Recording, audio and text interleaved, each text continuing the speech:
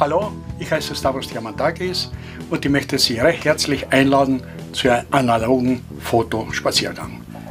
Heute führt uns unser Spaziergang nach Dresden. Zwei Freunde, Alfred Lippert und Karl Peppel, haben 1900 eine Fabrik für Werkstatt und Kamerabau in Dresden gegründet. Diese Fabrik hieß Certo Bau für Fotoapparate. Certo kommt von Latein und heißt genau, und das sollte man reflektieren, die Genauigkeit dieser Fotoapparat. Und konkret werden wir heute über die Certo Certina Fotoapparat reden. Certina bitte nicht zu verwechseln mit der gleichnamigen Uhr. Aber zurück zur Entstehung dieser Fabrik. Die Firma wurde gegründet für den Bau von Fotoapparaten und das war am Anfang eine Werkstatt zum Herstellen von fotografischen Apparaten.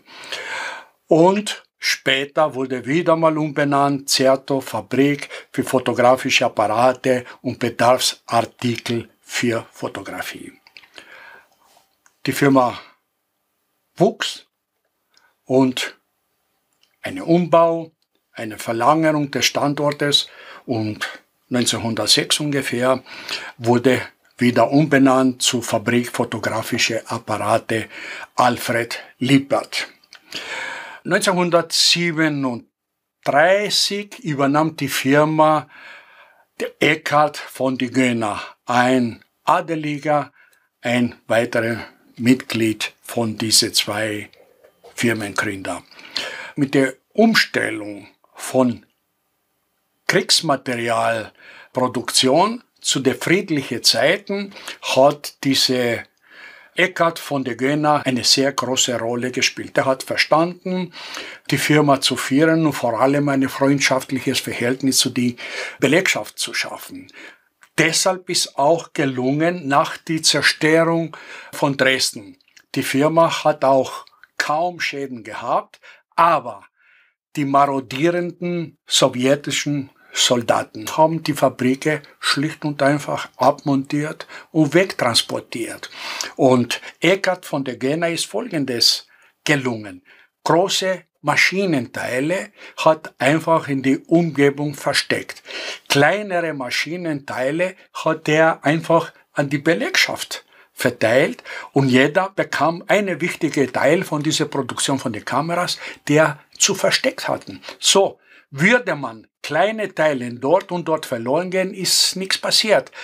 Immer noch besser, als wie die Russen montieren ganze Fabriken ab. Und so, nach dem Krieg, als die Produktion für friedliche Güter anfing, war die Firma top vorbereitet und konnte bald die Produktion aufnehmen. Die Produktion ging vor bis 1959, wo die Ostblockstaat einfach mit 30% an die Firma beteiligen müsste. 1972 kam die erste Umbenennung. Auf einmal heißt VEB Certo Kamerawerk Dresden. Es dauert nicht lang und 1980 gibt es die neue Umbenennung auf Kombinat VEB Pentagon. Also diese Verschleierungstaktik geht weiter. Mit der Zuordnung 1985 diese Kombinat VEB Pentagon in der Zeisikon-Gesellschaft einzubringen, bedeutet auch das endgültige Aus für die Produktion von diesen Certo-Kameras. Und so ist schlicht und einfach die Firma verschwunden. Die gibt es nicht mehr. Aber zurück zu der Kamera. Wir haben die Certo Certina. Das ist eine schlichte, einfache Kamera. Ich würde sagen, eine Boxkamera im Aussehen von einer Kleinbildkamera. Das ist eine Sucherkamera für Rollfilm, aber sie hat zwei Formate. Mit dieser Kamera kann man 4x4 oder 6x6 fotografieren. und das Ganze funktioniert mit einer Maske. Würde man die Kamera aufmachen, sollte aufgehen.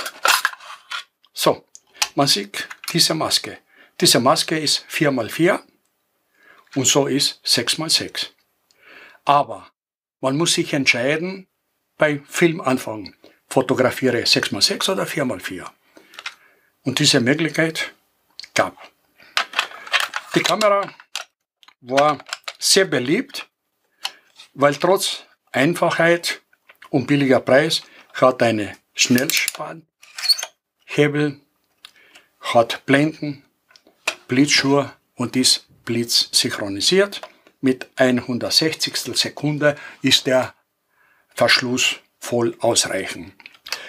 Um bessere Fotos zu erzielen, ist die Bühne gewölbt, so dass man die Vignettierung auf die Seiten einigermaßen ausschalten kann. Und es ist immerhin eine optisch schöne Kamera zu einem günstigen Preis. Und bei den Sammlern oder überhaupt stellt sich oft die Frage, wer kopiert von wem? Nehmen wir mal eine Agfa. Die zwei Kameras sind absolut gleich. Gleiche Abmessungen, alles gleich, nur das Baujahr ist anders. Die Agfa Isoly ist gebaut um 1960. Das ist das eine, das optische. Gehen wir einen Schritt weiter. Ich habe hier auch eine Franca Solida.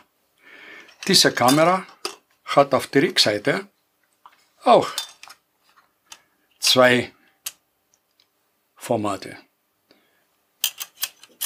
Man sieht, die eine hat von der anderen kopiert. Die Certo Certina, die hier, wurde 1964.